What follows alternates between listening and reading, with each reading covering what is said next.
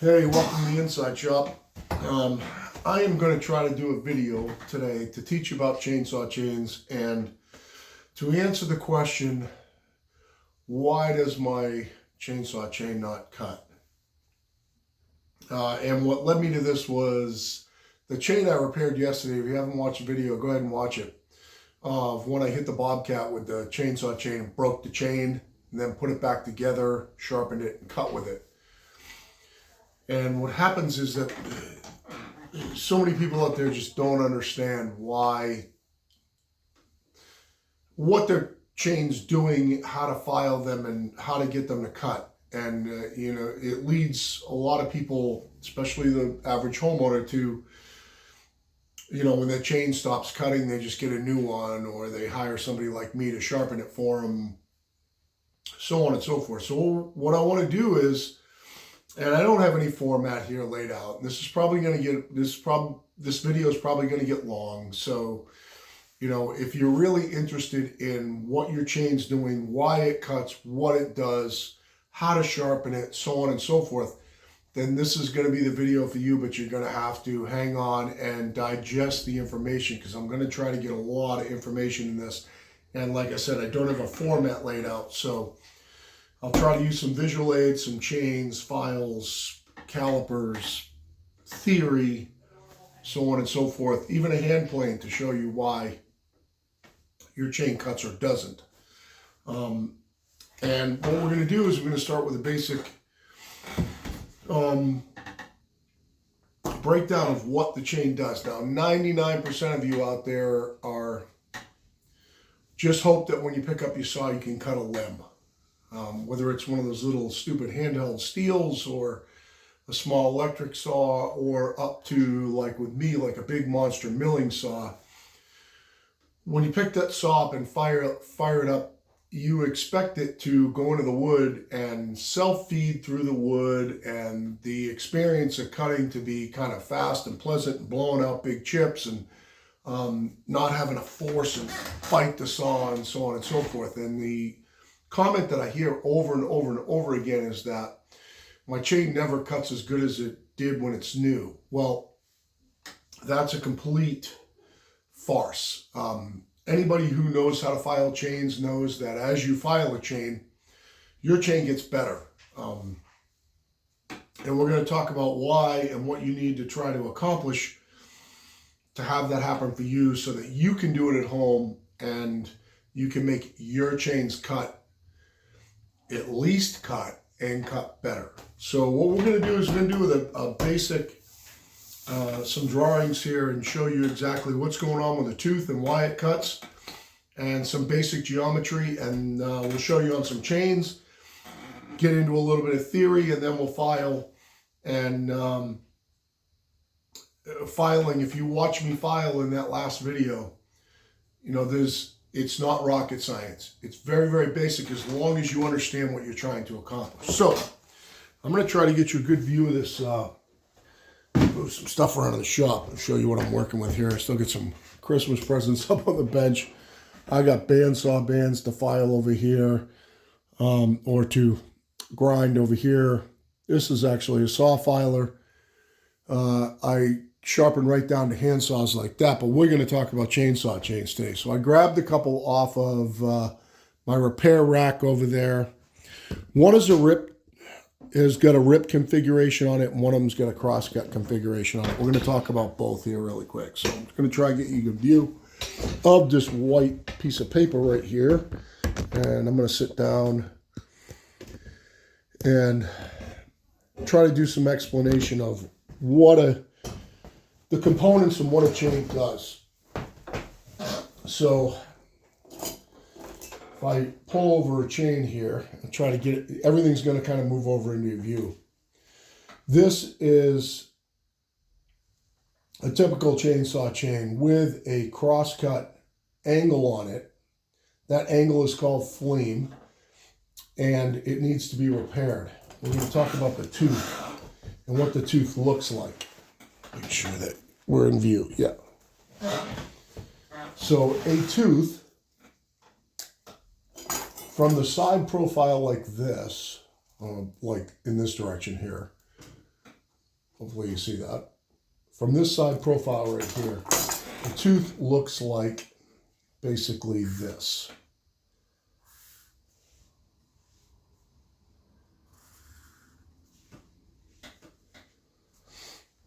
And then actually goes down into the bottom. Usually looks like that. It's got a couple of rivets in it. Okay, so this is the side profile of the tooth, looking at it from this direction here. And then the top profile of the tooth, if you project it up, looks kind of like, in this case, it's cutting in this direction.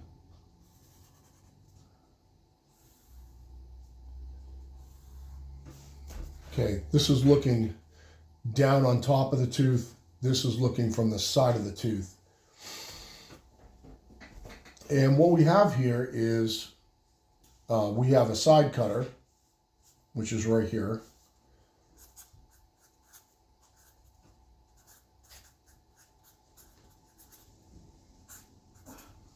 Or a side plate, whichever you want to call it. It's a side cutter. This is an actual cutting edge. You have a top cutting edge.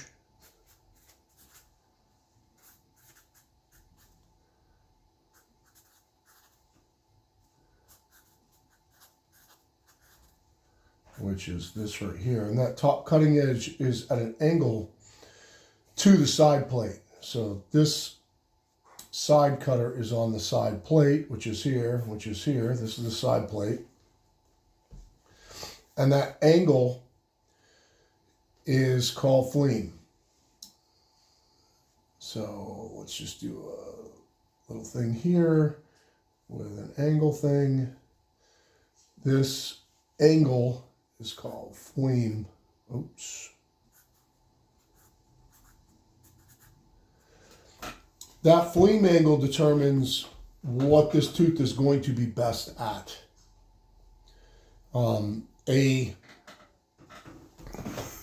You see the whole thing here? A crosscut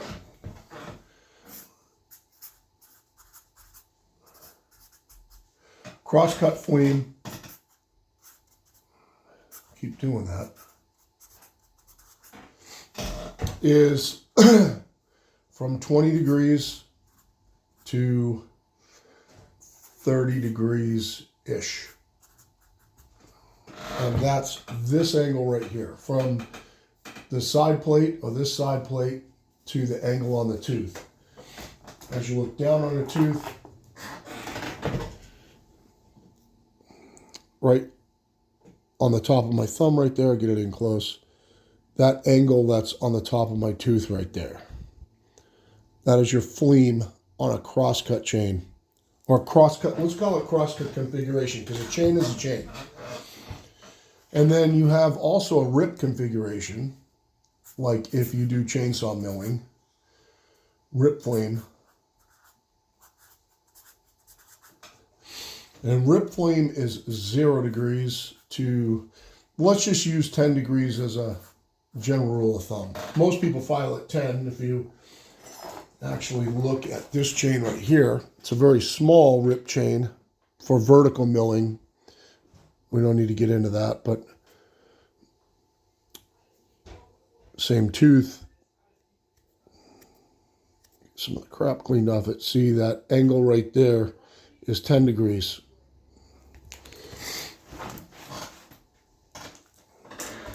These angles are designed to make ripping or cross-cutting more efficient. They will both do both of these things. You can cross-cut with 10 degrees or even with 0 degrees, and you can rip with 20 or 20 to 30.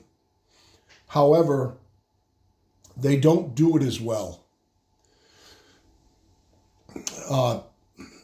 For a smooth surface, the best is 0 to 10 on a rip. And for speed and efficiency on a crosscut, the best is 20 to 30. 20 is more durable, 30 is faster or takes a bigger bite. So with correct power, it's faster. So what we have for cutting edges here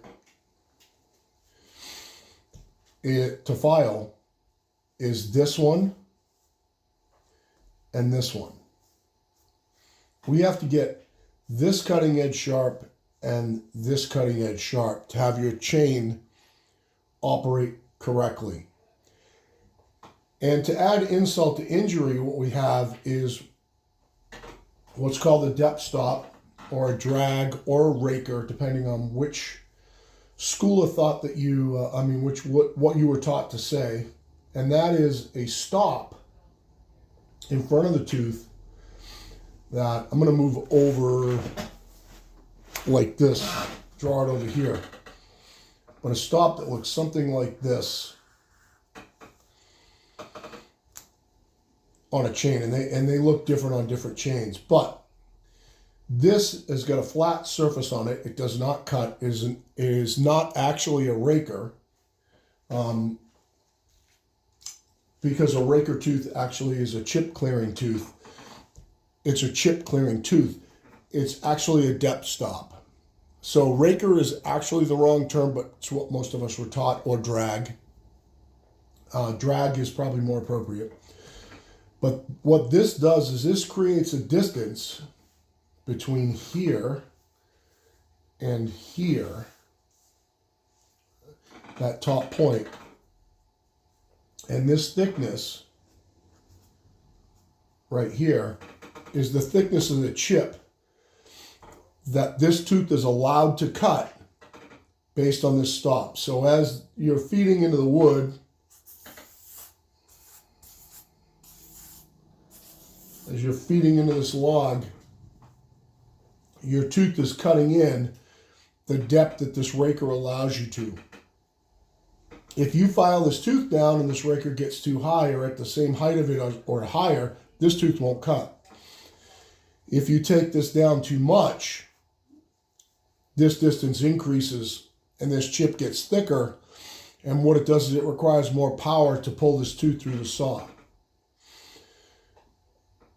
Manufacturers recommend that this distance is X, and X equals somewhere, let's just say 0.025 to 0.035, 25 thousandths to 35 thousandths for the average chainsaw to work properly.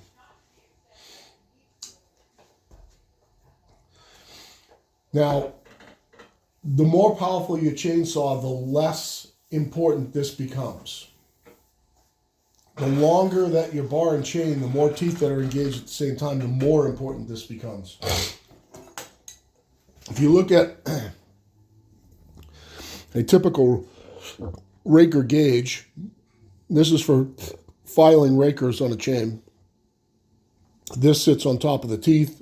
Your file runs through here. This one's 30 thousandths. This distance over here is 25.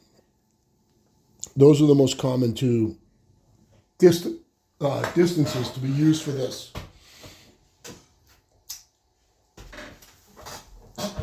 What we need for this chain to cut wood is this edge to be sharp, this edge to be sharp,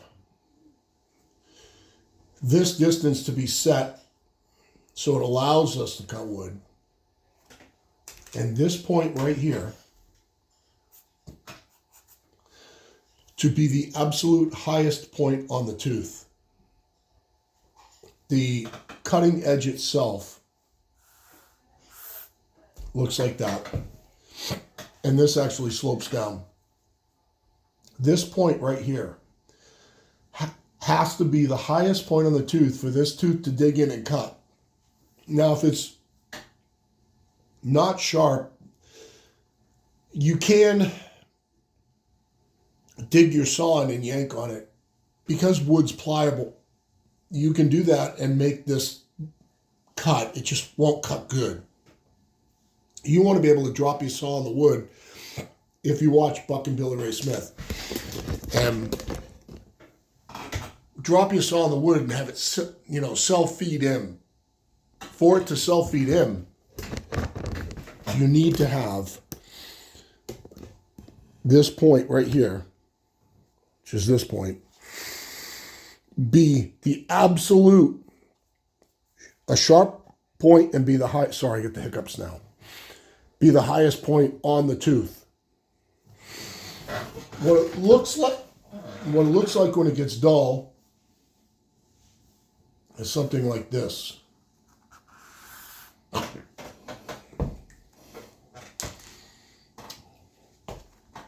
When it gets like this, the leading edge is no longer, here's the leading edge. It's no longer the highest point on the tooth. The highest point's up here somewhere.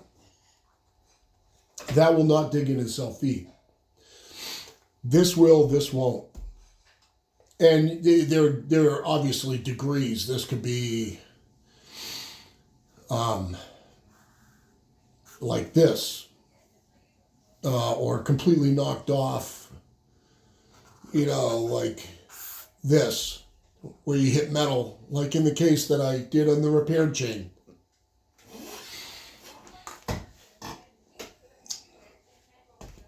Our goal, depending on which job, it's fucking hiccups. I'm going to hold my breath for 30 seconds. Pause. Okay, hopefully that got rid of them. Our goal is then end up with this sharp, and this sharp, and this distance allowing us to cut wood. That is our goal. If we do those three, this is four things here. These four things, this chain will self-feed and cut when you drop it on the wood. You won't have to push down on it. As you hit the throttle, it will dig in. We want to keep this here, and this to be a point. It's that simple. It does not get any more complicated than that. How we do that is going to be the next subject of this. And we're going to do a chain. I'm going to show you with a plane right here, a demonstration of what I'm talking about.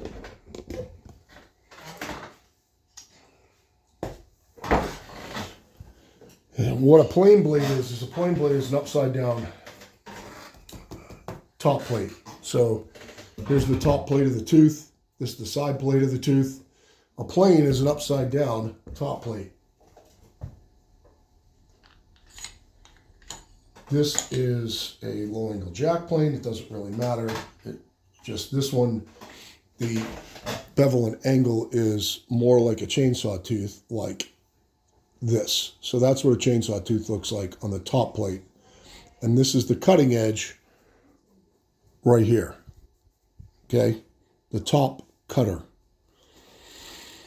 What this plane blade needs to cut is for this surface here to be perfectly flat and not leaned over like that.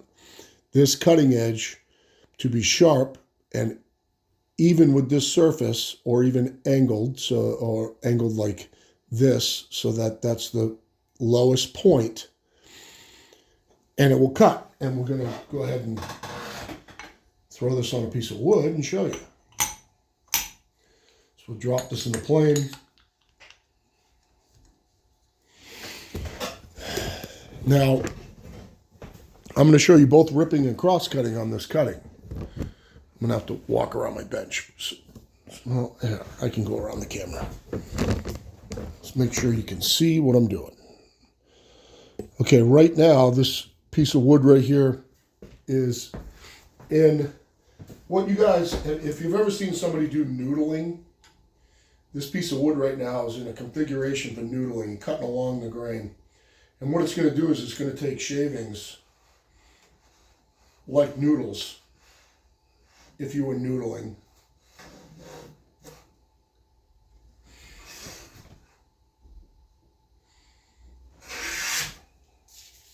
That would be a noodle in chainsaw cutting. That would be a noodle in chainsaw cutting. It's full length, full width, like this. And this would be if your chainsaw chain was cutting in this direction like that. So if you're cutting along the log like that, you get these noodles. In cross cutting, cutting in this orientation,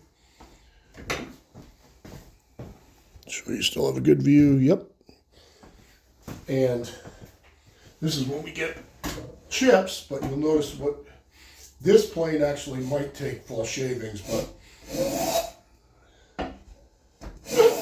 this is cross cutting a log, and it's going to take chips like this because it's cutting across the fibers.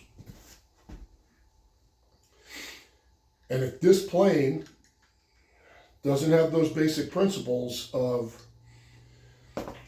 the tooth geometry and the sharpness, then it won't cut. But this plane does, so it does cut.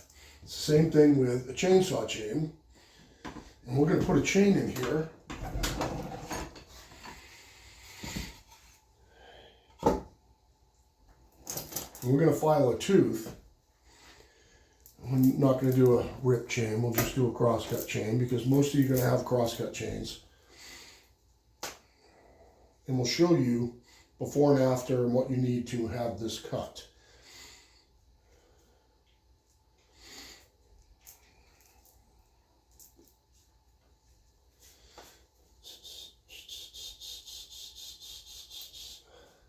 Hopefully I'll pick a tooth that's damaged. Well, not hopefully. I will pick a tooth that's damaged. I'll show it to you and we'll file it out. And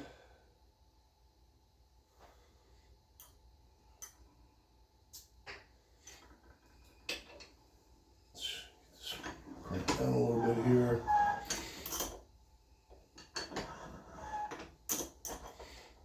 Have to move some stuff out of my way. A little tighter.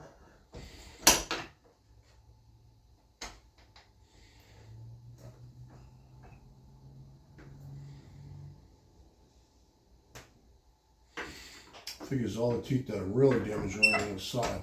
Just roll through this chain so I can find a really damaged one on the other side.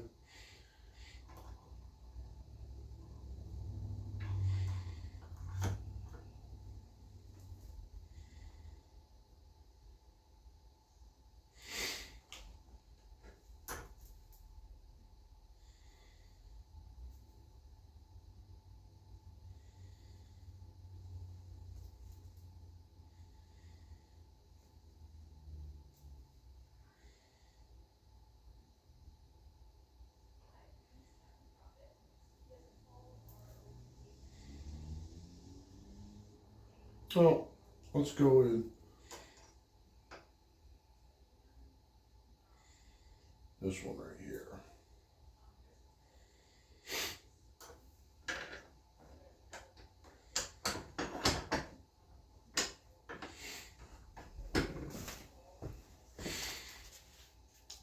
I'm going to show you this tooth, and what we'll do is we're going to file this tooth and we'll address the raker. And I'm probably going to have to pause you because I didn't bring a progressive raker gauge with me, which I'm going to pause you 1 second and clean this stuff off. Okay, I am going to zoom you in on a tooth, maybe get you down a little bit. I'm going to file this tooth.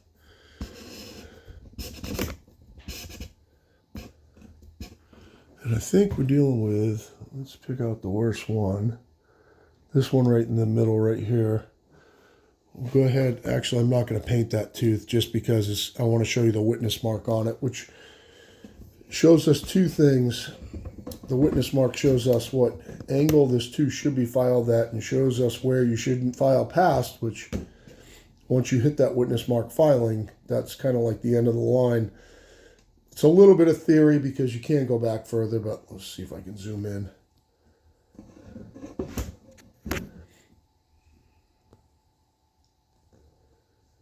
Okay, so if you see that tooth, you can see that this, let me get my file here really quick so I can point.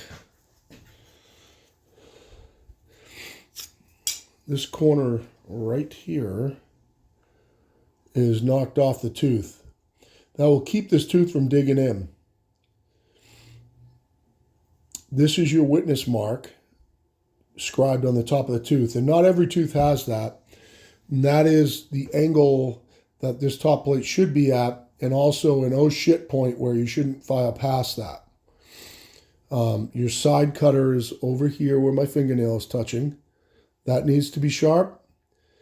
This needs to be sharp, and this point along the top plate right here needs to be the highest point on the tooth.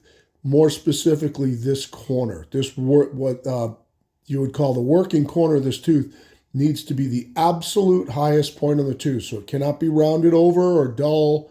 It has to be flat across the top, and that corner right there needs to be the highest point on the tooth, period, for this to operate correctly.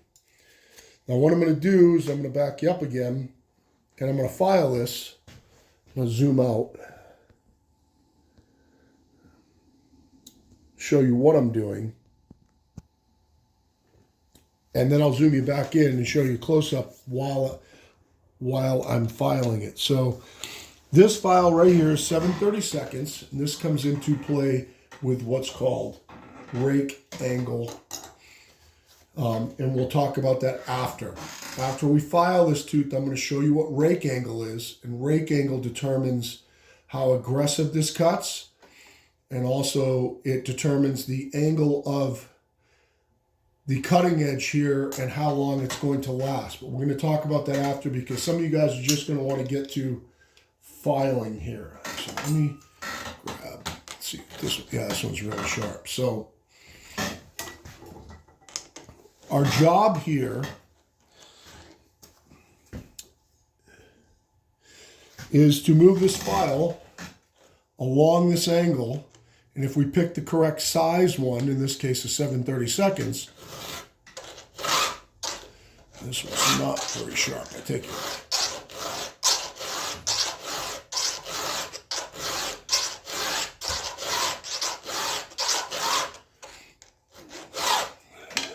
Let's try it.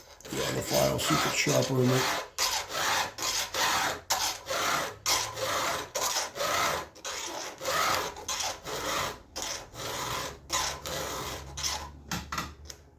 I'm pretty close right now.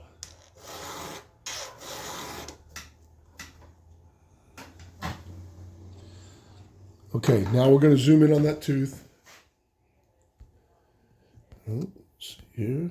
If I can just move that like this.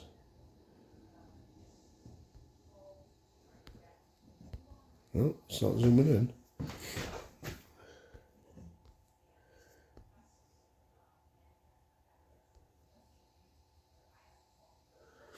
This is the tooth right here. Yep. Okay, now we have, oh, sorry.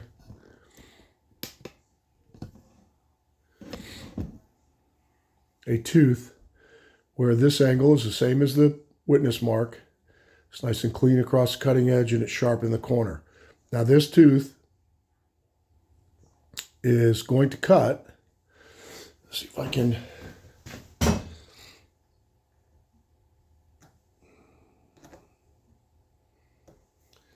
Just grabbing my fingernail.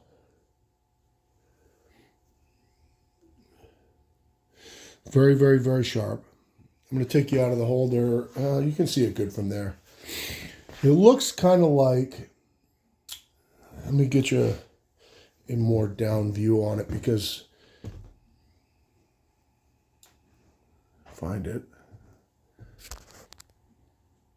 Let's get a good look at that. All right, so you can see that working corner. It actually could come back a hair more, and from this view here, you can actually see the burr along the top of the cutting edge, where the cutting edge folded over the top. And there still is a little bit of an imperfection in that corner right there. I'm just making sure.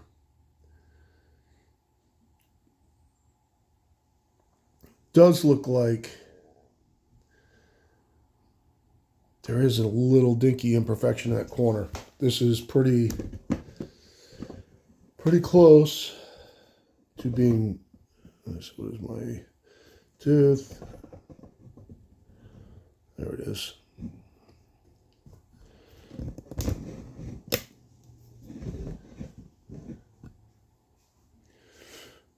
So this tooth right now has got a burr on the top. I'll actually draw that for you and show you what that looks like. If I make my fingernail go this way, that burr's rolled up over the top. And I'm going to show you the side plate too. So we'll do this in the zoomed in mode. I just got to make sure I keep the same tooth, get it out of the thing.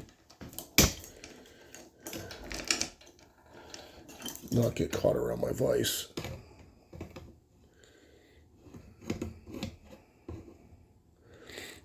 Here is your side plate. Actually, you can see the glinting on that corner right there. That corner's not filed all the way to the corner.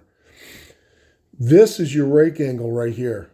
And sometimes there's even a witness mark on the tooth, a little curve right here that shows you what that should look like.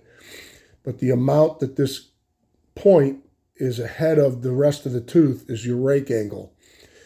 The more aggressive that is, in other words, the more it leans like this, I'll show you on paper in a second, the more aggressive it is and the more it will dig in, and the less aggressive it is, more that it's straight up and down, or almost straight up and down.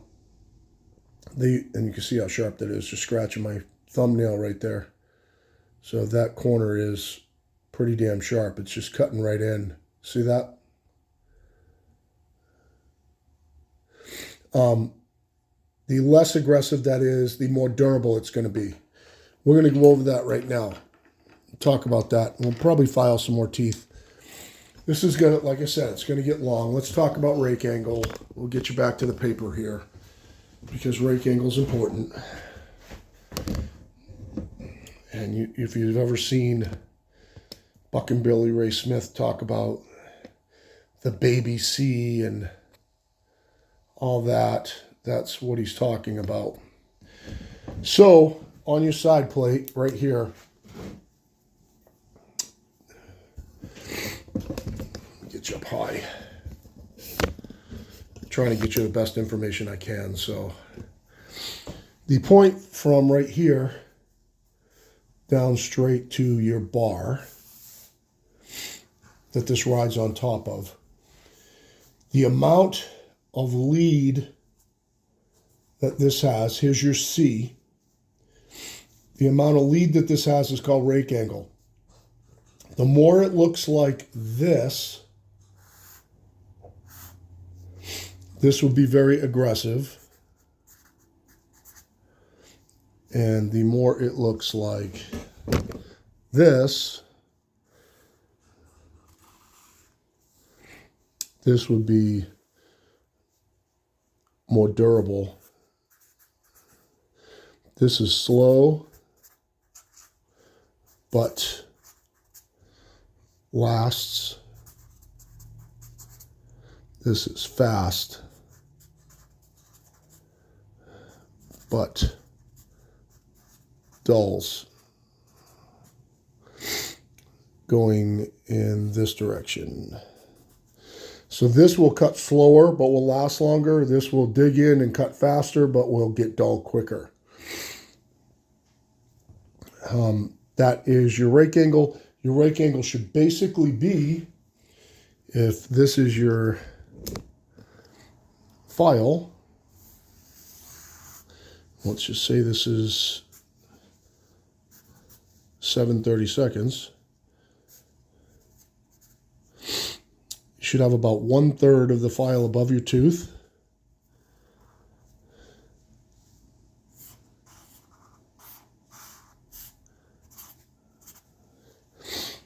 That's about, that radius is about what your, this goes like this, what your C should look like.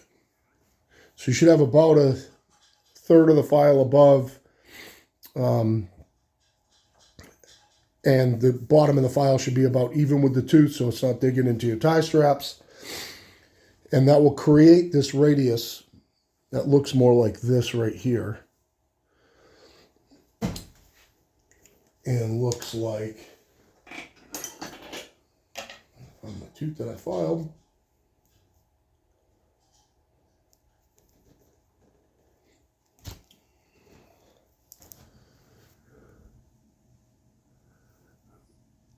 This right here. So that is the radius that the 7/32 file cut. I don't know if you can see the inside of this tooth or not. I think this is the one I filed. Yeah. Get you in close. If I can get the light right on it.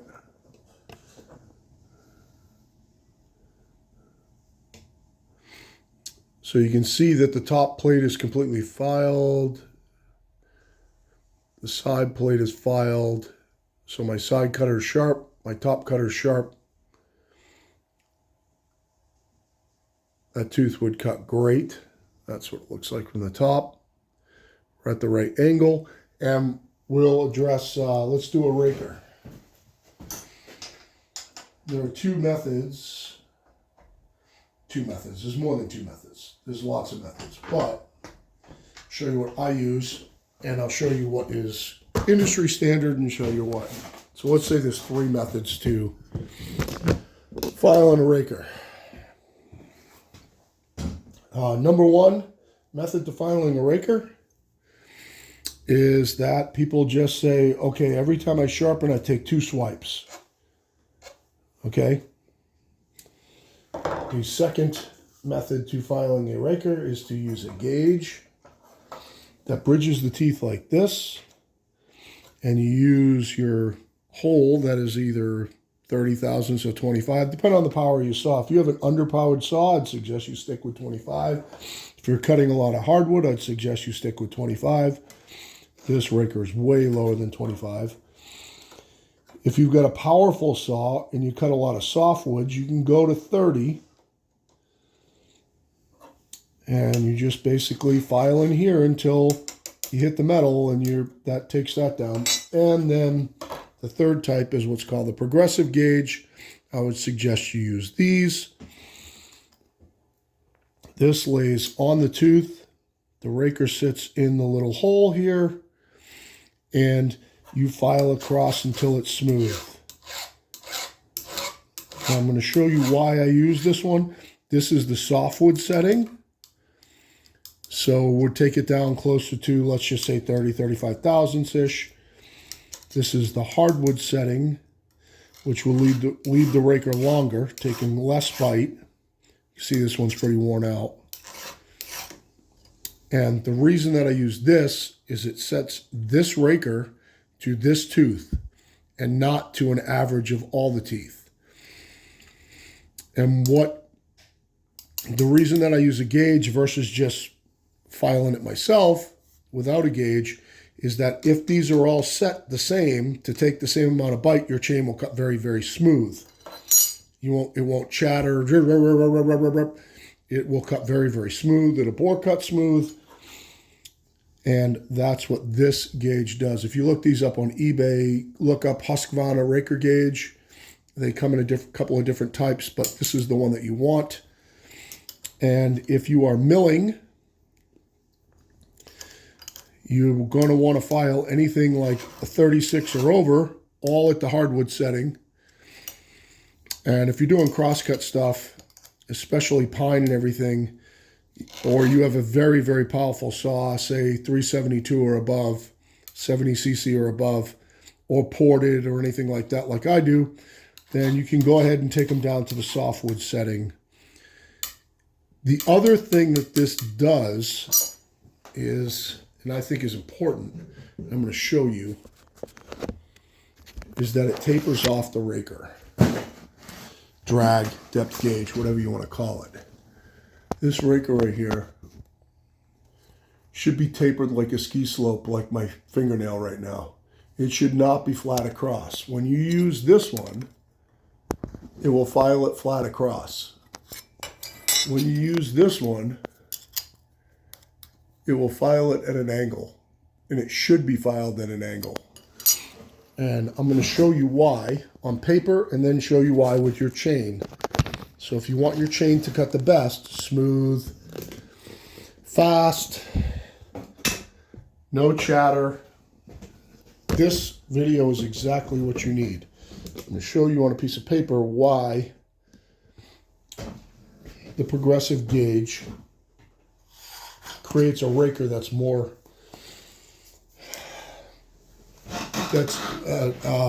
better. Okay, so here's your raker. Let's just draw it like this. Okay, depth gauge, drag, whatever you want to call it. When you set your progressive gauge on here, it creates an angle like this, so that this distance from here to the top of the tooth, from right here to the top of the tooth, is the distance of the chip that it'll take. And this slope right here makes your chain cut smoother. I'm going to show you why. Because on a chain, probably have to zoom in here again. Maybe I can do it without zooming in. What happens with a chain, when this tooth engages, so it's riding on your bar, when this tooth, this tip right here engages the wood, it will pull this tooth like this. Slightly. As they're going through the wood, they get pulled up like that. As you can see, when that tooth, and this is exaggerated, but when that tooth gets pulled up, that slope on the raker gauge ends up being flat with the wood. I don't know if I can, I hope this is, I wish I could hold it better. And we put it like this and zoom in. So here it is around your bar. Here it is around your bar like that. So when this tooth hits, I'm going to zoom in.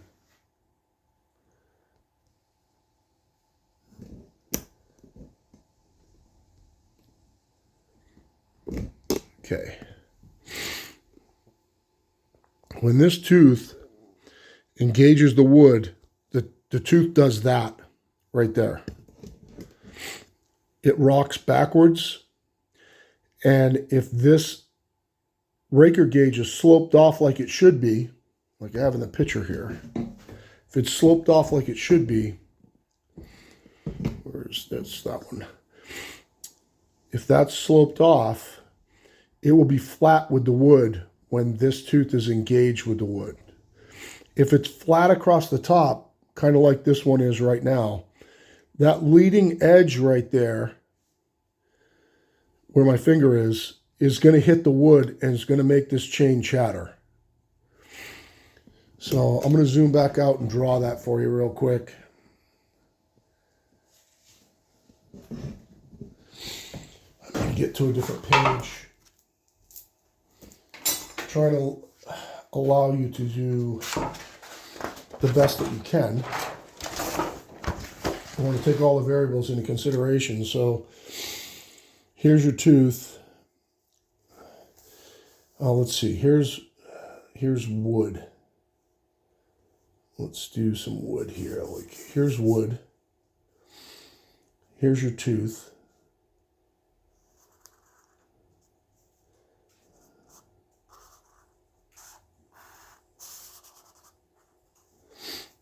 Here's your rivets. And here is your raker.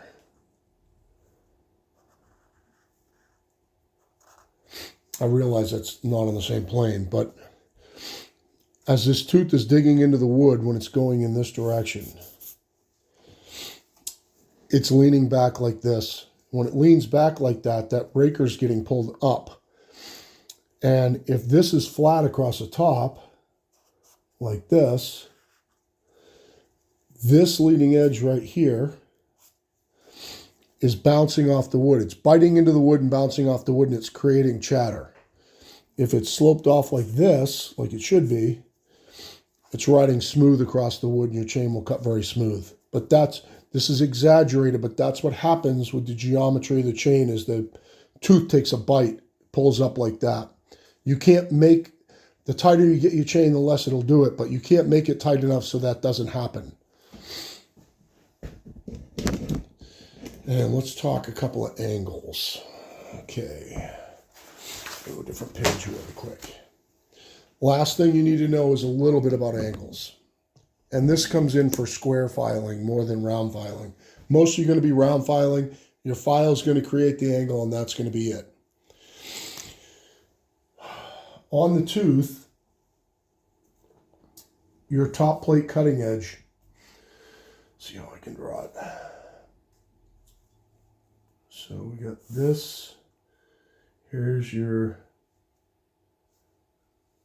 top plate like that. That's your top plate. And you have a cutting edge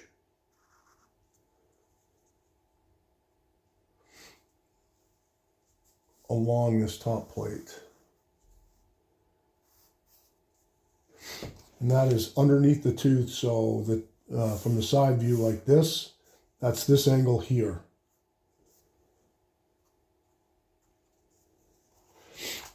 The angle that this creates is this angle right here, like a knife edge, and much like the plane iron,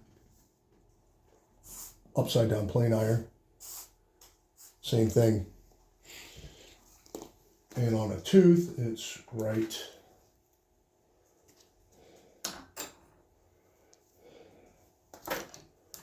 on a tooth, it's right under here.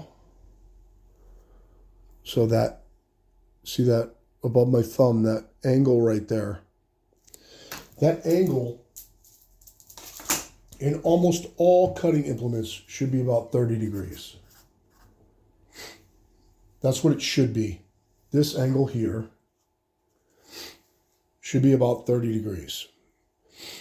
Your file is going to create that angle. So when you look at your tooth, if you follow your witness mark on the side of the tooth and your file's in here like that, it's going to create this angle by itself and you're not going to have much input on it. However, if you put a smaller file in here, here's your thing, and you put, let's say your tooth's this wide. You put a smaller file in here, like a 5/32, and you dig in that way, you can create an angle like this. Buck and Billy Ray Smith calls that the baby C, and this angle will become much less, and it will become much more aggressive. If you push this file down into the gullet, which looks like that with the raker. If you push this down and you undercut this tooth down in here, you will also increase that angle. You want about 1/3 of that file sticking up like this. You want some of that file above the tooth to create the proper angle. The more you get this down and underneath it, the more you undercut this angle, the more you undercut this circle here, the more of a C you'll create here. So you could actually create something like this. That will cut very fast, very aggressive. However, it's not very durable. You can see the amount of metal under the cutting edge here versus right here. There's a lot more metal here to support the cutting edge from folding over like that versus there is here. This whole thin point that's created can fold up like that. So that's why we want the file above the tooth when you're filing it, and to create that very gradual C. It's also called hook angle. This is called hook or C. Either one. Let's see if my other chain has a witness mark on it where that, nope, doesn't.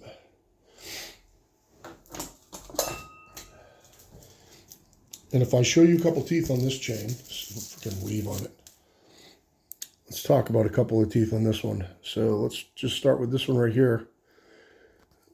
This tooth hasn't been filed by me. I would say that that C is pretty straight up and down. The file will make that more of a C, the one that's in front of my thumb. You just kind of look around the chain. Yeah, this one here is pretty vertical. Needs more file. Wonder if I can find the tooth that I filed. I wish I had painted it blue now. Shouldn't be that hard to find. Just be able to look around the cutting edges and find the one that's shiny. Show you that one, what it looks like after it's filed. Nope. Nope. Nope. Sorry, I'm just looking through the chain. Nope. Nope. Nope. Yep. Okay, so this is the one that I filed right here. If I get it in focus. Come on, focus. Come on, focus. Why isn't that one focusing close?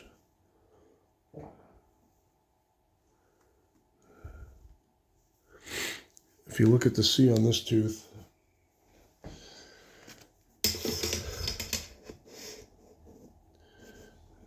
this is a very good C. It's perfect.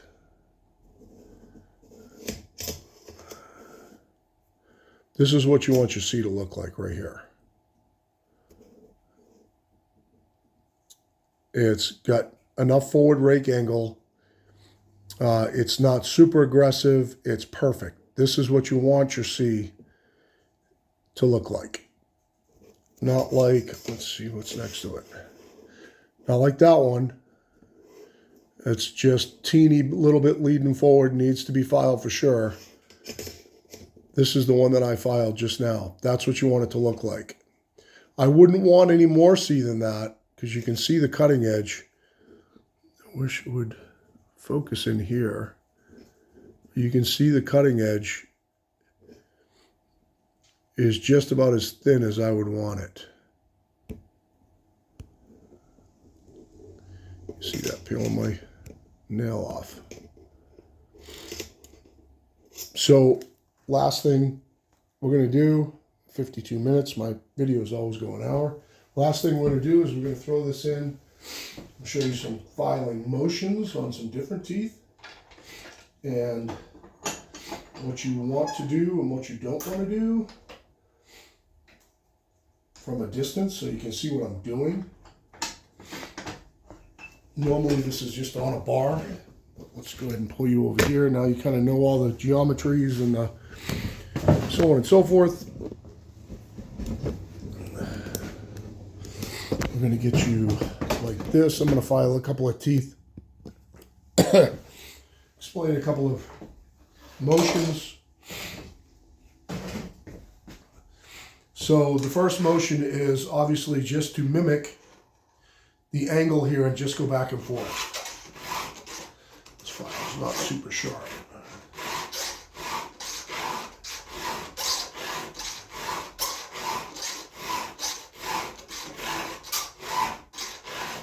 Got plenty of file above the tooth. I'm just going along straight, not turning or anything. Just at the angle of the witness mark. That tooth's like sharp now. I like to tap out the file and rub it backwards like that to get the filings out of it. If the tooth is damaged, the first order of business is to get the damage out of the tooth. What I like to do with that, let me make sure this is tight, is I like to turn, go very hard at it. Even Billy Ray Smith calls this the boat. Wallow it out, and then my last several strokes are just straight across, right across the cutting edge to set the angle, and that tooth's done. What this does in that boat action like that, is it takes out the gullet and gets all the material that is in your way from filing across the tooth out of the way first.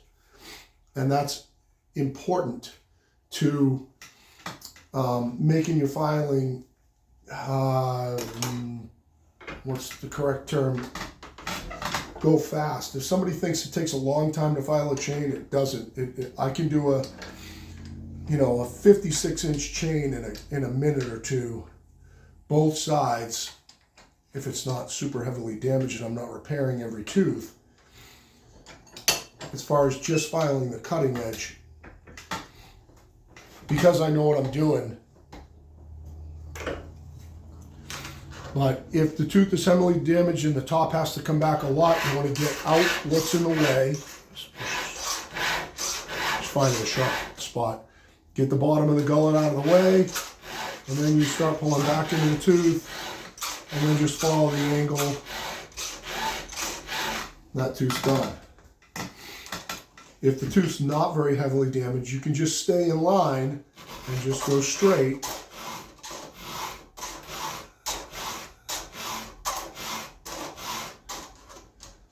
And that tooth's done. So you don't have to worry so much about keeping the perfect angle here and up angle and down angle and anything. Your goal really is to remove the metal that you need to remove, taking some of the gullet out here to get it out of my way, and then file the cutting edge back. So it's a nice straight line and it's sharp in the corner. If you have a ton of damage on a tooth and that cutting edge is going to come way back, I wish I had one here. I really don't, but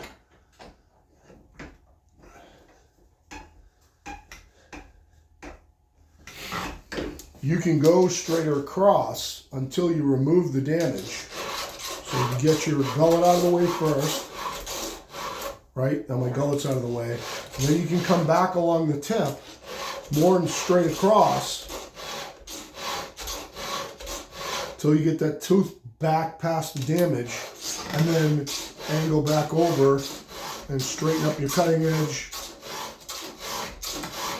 like that, and that tooth's done. And if you've ever heard about people filing chains from crosscut over to rip, I'm going to take one over right now. All right, this tooth right here is good. We'll do this one. We're going to file this tooth over to 10 degrees from, looks like they're about 25 now. This file handle, this file handle right here actually has a 25 and a 30 on it. So it's 30 right there, it's 25 right there. If you hold that against the side of the chain at 25, that puts this file at a 25-degree angle. That's what this tooth is. You can see it. You can't see it from your angle because of parallax, but if you're looking down on top of it like this, you can. So this tooth is 25 right now. I'm going to file this tooth over to 10. Let's see how long it takes. Just happens that that one's loose, right? So my goal first is to get, of course, skating file, get the stuff out of the way that I need to get out of the way. Then I'm going to file this cutting edge. I'm putting a little bit of up pressure on it. People will say, oh, it takes a long time to get over to 10. I'm just going to start straightening up.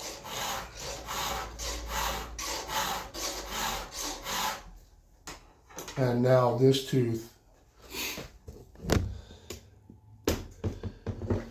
right here is over at 10 degrees. That's as much as it takes to file a tooth from 25 to 10. My side plate's sharp, my top plate's sharp. This is now a rip tooth. The good thing about filing over to 10 is because of the geometry of this, you can imagine, to take it back this way, back to 25, I don't have to remove any of the tooth length because I'm not touching that front point. So I can file this back to 25 really quick because all I'm filing is this corner over here.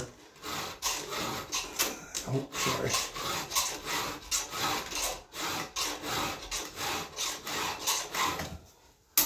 And take that tooth right back to 25, just that fast. It's that one right there. So it went from 25 to 10 and back to 25. That's as long as it takes. So I can't think of anything else off the top of my head. Get a lot of information in quickly. If you're still holding on, you really want to learn about chains, and you probably have big problems with keeping your chainsaw sharp. Let's talk a little bit about your chains and what they are. 1 hour. Okay. The distance between these drive links right here, maybe I can zoom you in a little bit.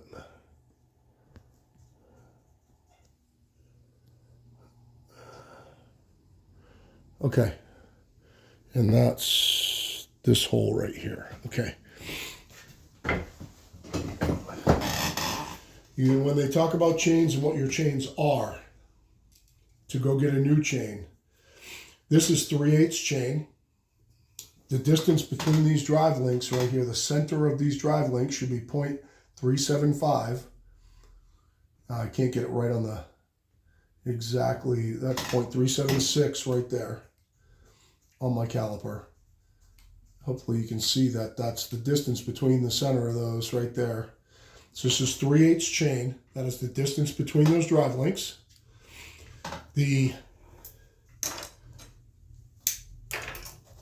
part of the chain, these drive links themselves that fit into your bar right here, that fit into your sprocket, they are either 0.050, 0.058, 0.063. These are 0.05. They're worn a little bit. I'm getting 0.57.5. Hopefully you can see. Oh, 0.58 right there. These are 0.58. So this chain is 3/8 0.58. And then the amount of these drive links is how big this chain is. This one appears to be a 20. I know that this rip chain's a 20, so let's just compare the two. I know you zoomed in, you can't see what I'm doing, I apologize. But I know that this rip chain's a 20 because that's all the small rip chains I have. Yeah, so this is a 20. So this is 72 drive links. 0.58, which is the thickness of those drive links that goes in your bar groove. And your bar groove would have to be 0.58 or 0.50. It would fit in an 0.50 too, it would just cut a little sloppy, but you only want to use 0.58, trust me. Make smoother cuts, not destroy your bar.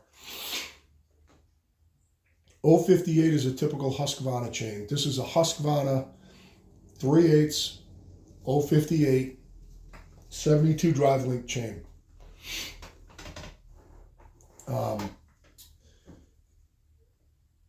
Steel in small chains is either 0.50 or 0.63, and then big chains are almost all 0.63.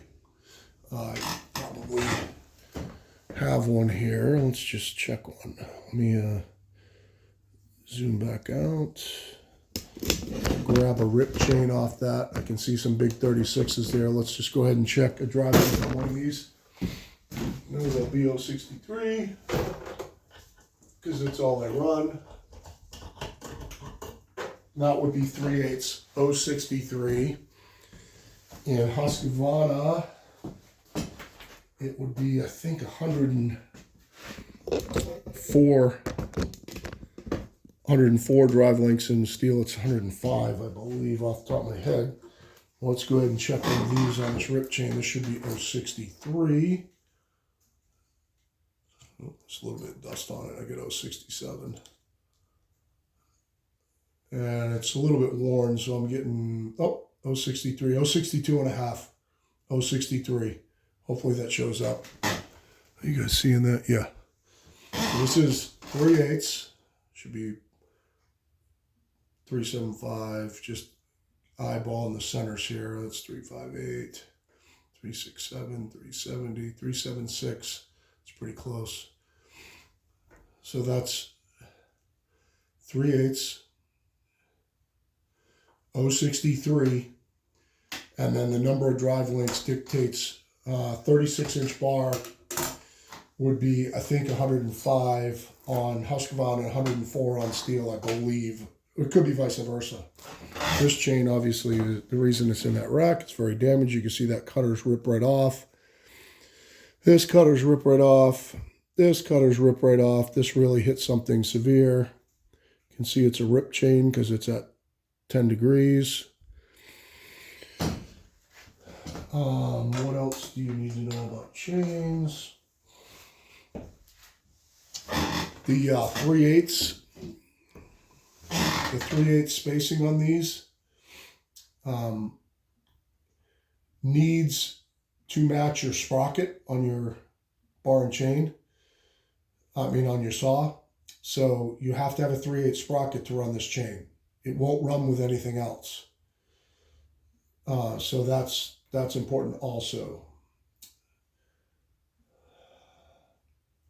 The other sprocket would be 0.325, which doesn't translate over into imperial, but 325 would be your other distance here, or 0.404, which would be your other distance here, which doesn't translate over into imperial. So if you have a 325 chain, you have to have a 325 sprocket. So if you have a 325 sprocket, you got to run 325 chain.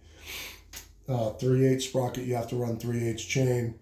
404 sprocket, you have to run 404 chain. But if you're running 404, then you know this stuff because you're into more advanced. The most common in small, dinky little saws is going to be 325 and 3/8. So you need to know the difference between the two when you go to buy a chain, and you need to know the thickness of the drive link, of the groove in your bar, and it should say it on the side of your bar. It'll tell you what that thickness is, and you need to get a chain that matches that thickness. So that is Chainsaw Chains 101. How do I buy it? If you go buy a chain, you need to know those dimensions.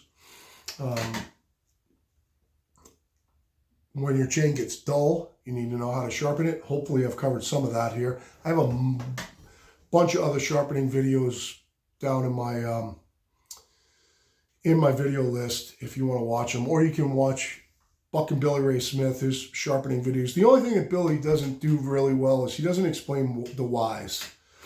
You know, he talks a little bit about what he does and what he likes and doesn't really explain the whys. I hope I'm explaining the whys, why you're doing this, why you're doing that. The one thing that I can tell you, if you do ripping with your saws, so if you run rip chains, what they call rip chains, they're not, they're just chains filed at a different degree. It's not a special chain. So I see that all the time online, so you've got to go out and buy a rip chain. They're a special chain. No, they're not.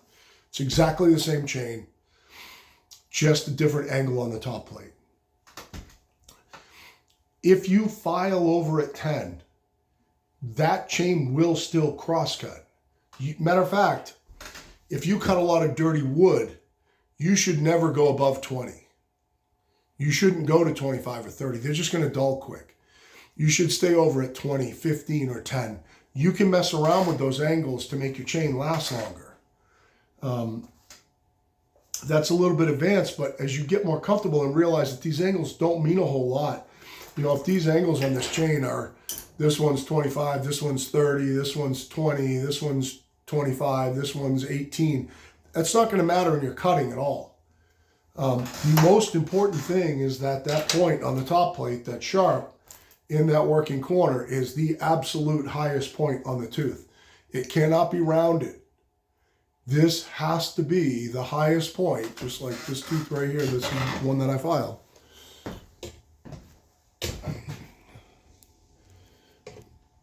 When you look at that tooth, if I could get it to focus, that would be great. But that highest point on that tooth is sharp. There's no round over. You know, a tooth hasn't been rubbed on concrete. And, you know, if you hit a rock or something like that and that tooth's rounded, you've got to get all that round out, because that corner right there, it's grabbing my fingernail right now. That corner right there has to be the highest point on the tooth. It has to be flat and it has to be sharp. If it's not flat and sharp, it will ride over the wood and it won't cut good. So that's the most important thing to getting your chains to cut. And the raker, drag, depth gauge, whatever you want to call it, it is a depth gauge. It is not a raker. A raker tooth would be just like in a sawmill blade, like on my sawmill. What a raker tooth would be this one's 25, this one's 0, and this one's 25 the other way. The 0 degree tooth would be a raker tooth. That would be what a raker is. This is a depth gauge. It limits the amount of wood that this tooth can cut before this bumps into the wood and disengages this tooth. And if this is as high as this, it will not cut. So, and if you think that you can just file this off to make it simple, this is going to take way too big a bite and bog your saw out, and it's not going to cut. It's going to stuff the saw, and it's going to bog. If you've ever seen people say, "Oh, I just grind the rakers right off," no, they don't. They don't. One kid did a test on this years ago. He's gone now, but where he filed them off on a rip chain. It's just because he didn't know how to sharpen, trying to make his rip chains work, and they will still cut, but you'd have to hold the saw back. All it's going to want to do is dig in and stop and dig in and stop. The depth gauge limits the amount, and if you get it in that sweet spot, 25 to 35, let's on a normal saw. We're not talking about ported hypo saws where you can go down to 50 and 55. If you watch Hot Saws 101, where he grinds his own chains, square grinds them out west, and he's kind of a guru at what he does, Jack Beater. When he mics his depth gauges, they come out at like 50, 55. That's deep. On a normal saw, it's going to bog your saw out. You need to keep it in that sweet spot, 25 to 30. That's going to keep your chain cutting, keep it smooth. If you can get yourself one of these progressive gauges, that's going to make it cut smooth. Worst case scenario, you have one of these. These do wear out and eventually make your file digs into it and makes your rakers a little bit deeper. On some little dinky chains, I will do it by eye. I will set any type of straight edge that I have into my file. I will set it across two tips of the teeth and see how much air gap there is between the tooth and the depth gauge. And I will take a guess at how much I want there. I'll put a couple of strokes on it with the file. So if it takes me 2 strokes or 3 strokes, and then I'll do the whole chain that way on some of the dinky teeny ones that I don't have a good depth gauge for. I also have my grinder set up to do it now, so I can go ahead and file one, check it, get it to where it is, set my stone to it, and then run the whole chain with my stone, because I have my stone profiled to cut rakers now too. So worst case, you file them, make sure they're lower than the tooth. Second worst case, a little bit better, use one of these. Best case, use one of these. And if you use one of these all the time, every couple of filings, then you'll keep your depth gauges, rakers, drags in check, and you won't have to do a lot, because what happens when you're filing rakers, especially on big chains like 36s and 42s and 56s, is that you will wear these files out doing depth gauges fast. Depth gauges are pretty hard. There are some chains that they're softer on, but for the most part, they're pretty hard, and they will wear out these, and then it becomes a battle to bring them down a lot. You don't want to have to bring them down a lot. You want to keep them down. So you need to maintain them. It only takes a minute or two to go through the whole chain with one of these if they're close. It's just a couple of swipes. So if you do it consistently and you keep your rakers down, never let them get as high as the tooth. Like fallers just say, when I'm out in the woods, I take a couple of swipes with a flat file every single time I file. That's fine, but usually they're using higher horsepower saws and they can deal with a little bit of chatter. They just want their chain digging in. They're out there working. They got to keep knocking down trees. But for most of us, we're doing this at our house, on a bench. I do mine in a vise on the tailgate of my truck. We can take the time to make the chain cut good. Those guys, when they come out of the woods, they give their chains to a grinder guy, and the grinder guy goes through all the chains and fixes them all for them. So we don't have that luxury. So hopefully this helps. If you have any questions, hit me up. I know it's long, but there's a lot of information, and this is going to get 1 million views. So if your chain doesn't cut, this will make it cut. Hope that helps. Round files, I like velour bay files. Steel would be second best. Matter of fact, I think velour bay makes steel files. Oregon's really, really aggressive. Husqvarna don't last very long. Velour bay files, you can look them up on eBay, buy them in a 12-pack. They're not very expensive. They'll last you a long time. So that's it. Thanks for hanging out. Thanks for putting up with me. And like I said, if you have any questions, ask it. I'll get back to anyone. Have a great day. So Pirate Solutions Forestry out.